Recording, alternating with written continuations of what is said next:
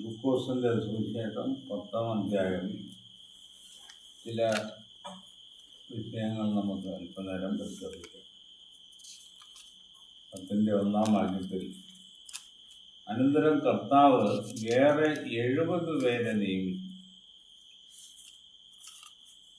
കർത്താവ് തൻ്റെ ശിഷ്യന്മാരെ കൂടാതെ പലരെയും തിരഞ്ഞെടുത്തു.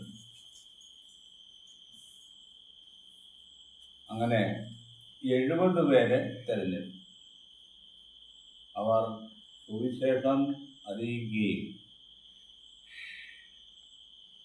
വീര്യപ്രവൃത്തികളും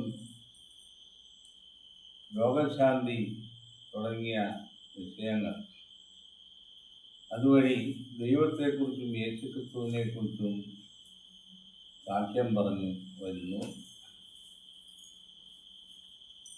ഭൂതങ്ങളെ പുറത്താക്കുക എന്നുള്ള വലിയ വിഷയം, മരിച്ചവരെ ഉയർപ്പിക്കുക, രോഗികളെ സൗഖ്യമാക്കുക, ഇങ്ങനെ നാനാ വിഷയങ്ങൾ.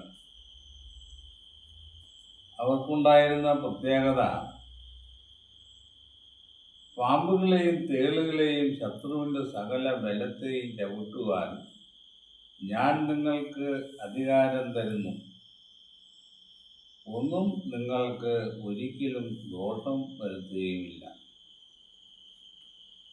അതൊരു സംരക്ഷണം അവർക്ക് നൽകപ്പെട്ടു. അപ്പോൾ വളരെ സന്തോഷത്തോടെ മടങ്ങി വരികയും അവർ കർത്താവിനോട് ഒരു പ്രത്യേക കാര്യം പറയുകയും, ഭൂതങ്ങൾ ഞങ്ങൾക്ക് കീഴടങ്ങുന്നു എന്നാണ്. ഭൂതഗ്രസ്തന്മാരെ അവർ സൗഖ്യമാക്കും. അവരുടെ ആജ്ഞാശക്തി കൊണ്ട് ഭൂതങ്ങൾ വിട്ടുപോകും. വലിയൊരു അത്ഭുതമാണ്. അപ്പോൾ അവർക്ക് വളരെ സന്തോഷമുണ്ടായി. ഭൂതങ്ങൾ ഞങ്ങൾക്ക് കീഴടങ്ങുന്നു എന്ന് പറഞ്ഞ് കർത്താവിൻ്റെ അടുക്കൽ വന്നു. കർത്താവ് കൊടുത്ത മറുപടി, ഭൂതങ്ങൾ നിങ്ങൾക്ക് കീഴടങ്ങുന്നതിലല്ല, നിങ്ങളുടെ പേർ സ്വർഗത്തിൽ എഴുതിയിരിക്കുന്നതിലത്രേ സന്തോഷിപ്പിൻ എന്ന് പറഞ്ഞു. ദൈവത്തിൻ്റെ അംഗീകാരം ഇവർക്ക് ലഭിച്ചു എന്നുള്ള കാര്യത്തിലാണ് നിങ്ങൾ സന്തോഷിക്കേണ്ടത് എന്ന് കർത്താവ് ദൈവത്തിൻ്റെ പുത്രൻ തന്നെയാണ്, ദൈവമല്ല. ദൈവം അയച്ചിരിക്കുന്ന പുത്രനാണ് യേശുക്രിസ്തു. യേശുക്രിസ്തുവാണ് ഈ 70 പേരെ നിയമിച്ചത്. കർത്താവ് അവരോട് പറയുന്നു 22-ാം വാക്യത്തിൽ, എൻ്റെ പിതാവ് സകലവും എങ്കൽ പരമേൽപ്പിച്ചിരിക്കുന്നു. സകലവും എന്ന് പറഞ്ഞിരിക്കുന്നതിൽ പല വിഷയങ്ങൾ അടങ്ങിയിരിക്കുന്നതാണ്. കർത്താവിന് നൽകപ്പെട്ടിരിക്കുന്ന നിയോഗങ്ങളിൽ ഒന്ന് പാപപരിഹാരം ഉണ്ടാക്കുക എന്നുള്ളതാണ്. ഒന്നാമത്തെ. അതിൻ്റെ ശേഷം കർത്താവിന് സുവിശേഷത്തിൻ്റെ പ്രചരണ അർത്ഥം അപ്പോസ്തലന്മാരെ ശക്തരാക്കുക, അതിനുവേണ്ടി പിതാവായ ദൈവത്തിൻ്റെ ആത്മാവിനെ അവർക്ക് നൽകുവാൻ കർത്താവ് അപേക്ഷിക്കുകയും അങ്ങനെ അവർക്ക് നൽകപ്പെടുകയും, ആദിമ നൂറ്റാണ്ടുകളിൽ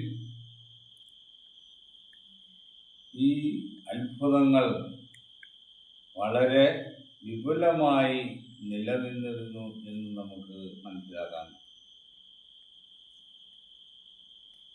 സ്വർഗത്തിലും ഭൂമിയിലും സകല അധികാരവും എനിക്ക് നൽകപ്പെട്ടിരിക്കുന്നു എന്ന് കർത്താവ് പുനരുത്ഥാന ശേഷം പറയുകയുണ്ടായി. അപ്പോൾ മരിച്ചവരെ ഉയർപ്പിക്കുവാനും ഭാവിയിൽ ഭൂമിയെ ന്യായം വിധിക്കുവാനുള്ള അധികാരം, പറുദീസ പുനഃസ്ഥാപിക്കാനുള്ള അനുവാദം, ഇങ്ങനെ മനുഷ്യന്റെ നന്മയ്ക്ക് വേണ്ടിയിട്ടുള്ള എല്ലാ കാര്യങ്ങൾക്കും കർത്താവിനെ പിതാവായ ദൈവം ഏർപ്പെടുത്തിയിരിക്കുക. അതുകൊണ്ടാണ് സകലവും എങ്കൽ പരമേൽപ്പിച്ചിരിക്കുന്നു എന്ന് പറയും. നമ്മുടെ കർത്താവിൻ്റെ പരിശോധനാ ഘട്ടത്തിൽ പിശാച് പരീക്ഷകനായിട്ട് വന്നിട്ട് പറയുന്നുണ്ട് ഇതുപോലൊരു വാക്യം: ഇതെല്ലാം എങ്കൽ പരമേൽപ്പിച്ചിരിക്കുന്നു, വീണ് നമസ്കരിച്ചാൽ ഞാൻ നിനക്ക് ഇത് തരാം. അപ്പോൾ പിശാചിൻ്റെ കയ്യിൽ നിന്നും ഈ അധികാരം വീണ്ടെടുക്കണം യേശുക്രിസ്തു.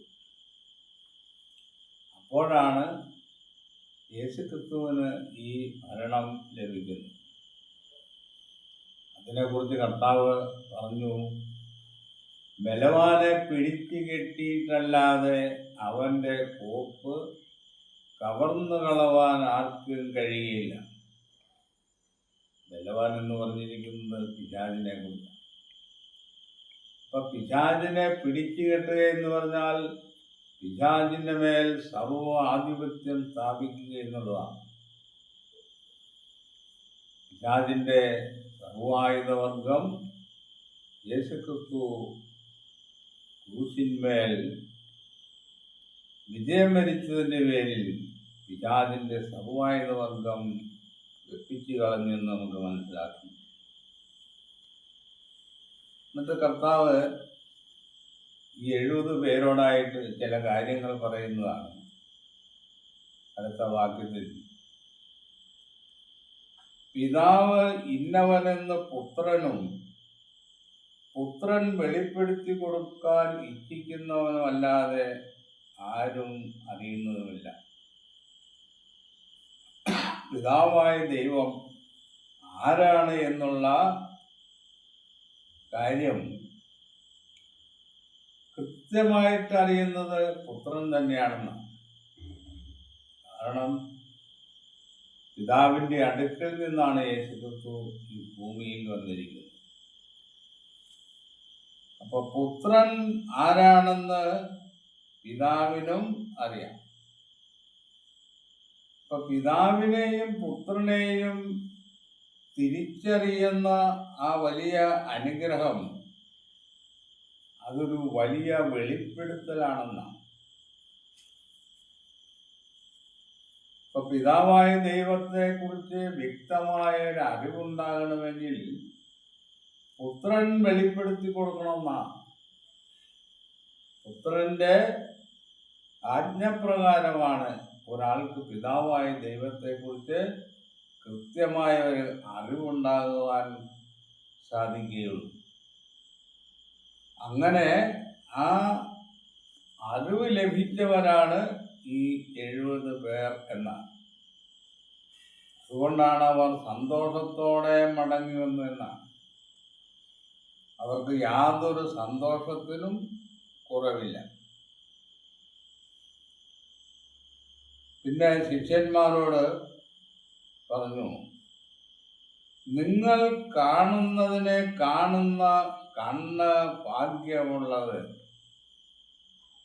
എന്താണ് ശിഷ്യന്മാർ കണ്ടതെന്നാണ്. ശിഷ്യന്മാർ പിതാവായ ദൈവത്തെ കണ്ടില്ലല്ലോ, പിന്നെ എങ്ങനെയാണ് നിങ്ങൾ കാണുന്നതിനെ എന്ന് പറയുന്നത്? അപ്പോൾ വേദപുസ്തകത്തിൻ്റെ പ്രയോഗത്തിൽ കാണുക എന്ന് പറഞ്ഞാൽ അറിയുക എന്നും കൂടി അർത്ഥമുണ്ടെന്ന് മനസ്സിലാക്കണം. ഓരോ വിഷയത്തെക്കുറിച്ച് പറയുന്ന സന്ദർഭത്തിൽ ആണ് ഈ പദങ്ങളുടെ അർത്ഥം വേണ്ടെടുത്ത് ചേർത്ത് മനസ്സിലാക്കേണ്ടത്. നിങ്ങൾ കാണുന്നതിനെ കാണുന്ന കണ്ണ് ഭാഗ്യമുള്ളത്. അപ്പോൾ കാണുക എന്ന് പറഞ്ഞാൽ അറിയുക എന്നുള്ളതാണ്. പിതാവായ ദൈവത്തെക്കുറിച്ച് ഉള്ള ജ്ഞാനം യേശുക്രിസ്തു ശിഷ്യന്മാർക്ക് നൽകി. അങ്ങനെ പിതാവായ ദൈവത്തെക്കുറിച്ചൊരു പരിജ്ഞാനം അവർക്ക് ലഭിച്ചു. അതാണ് നിങ്ങൾ കാണുന്നതിനെ എന്ന് പറഞ്ഞിരിക്കുന്നത്.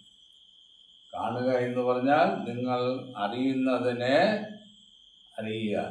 അതിന് നിങ്ങൾക്ക് യേശുക്രിസ്തു മുഖാന്തരമാണ് അത് തീർന്നതെന്നാണ്. നിങ്ങൾ കാണുന്നതിനെ കാണുവാൻ ഏറിയ പ്രവാചകന്മാരും രാജാക്കന്മാരും ഇച്ഛിച്ചിട്ട് കണ്ടില്ല. അപ്പൊ ഇവിടെ ശിഷ്യന്മാർക്ക് ലഭിച്ചിരിക്കുന്ന ഈ വിശേഷമായ അറിവും വരങ്ങളും പ്രവാചകന്മാരും രാജാക്കന്മാരും ഇച്ഛിച്ചിട്ട് കണ്ടില്ല. പഴയ നിയമകാലത്തെ പ്രവാചകന്മാർ, ദൈവത്തിൻ്റെ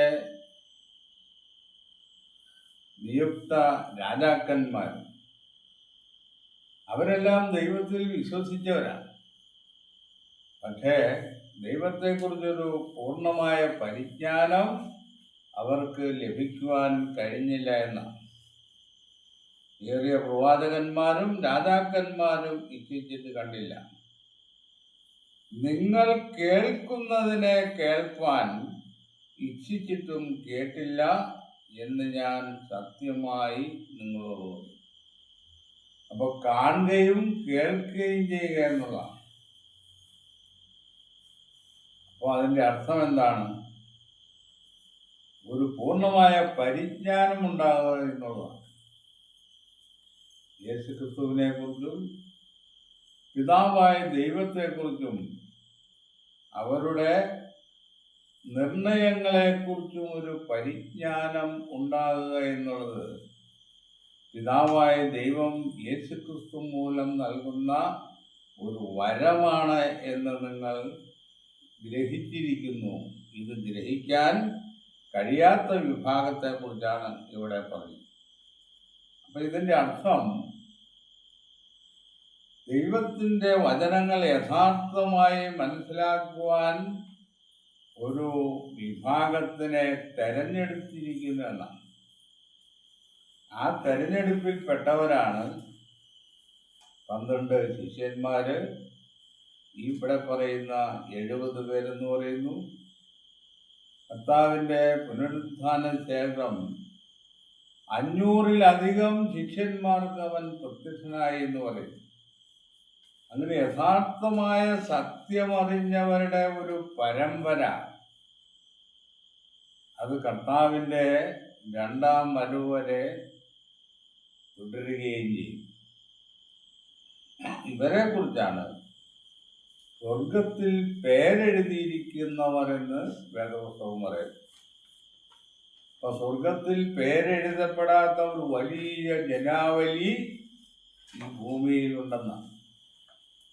അപ്പൊ സ്വർഗത്തിലേക്ക് പോകുന്നവരുടെ എണ്ണം വളരെ കുറവായിരിക്കുമെന്നാണ്. അപ്പൊ എങ്ങനെയുള്ളവരാണ് സ്വർഗത്തിൽ പോകുന്നവര് എന്ന് നമുക്ക് ഈ വിവരണത്തിൽ നിന്ന് മനസ്സിലാക്കാം. യേശുക്രിസ്തുവിൻ്റെയും അപ്പോസ്തലന്മാരുടെയും സത്യമായ ഉപദേശങ്ങളെ പിൻപറ്റുകയും അവരുടെ ജീവിതം മാതൃകയായി തീർന്നതുപോലെ ജീവിതം നയിക്കുകയും ചെയ്യുന്നവർക്ക് മാത്രമേ സ്വർഗത്തിൽ പ്രവേശനമുള്ളൂ. അതുകൊണ്ടാണ് നിങ്ങളുടെ പേർ സ്വർഗത്തിൽ എഴുതിയിരിക്കുന്നത് കൊണ്ട് സന്തോഷിക്കും എന്ന് പറഞ്ഞിരിക്കുന്നു. ഈ വിഷയത്തെക്കുറിച്ച് ഇത്രയും പറഞ്ഞ് അവസാനിക്കും.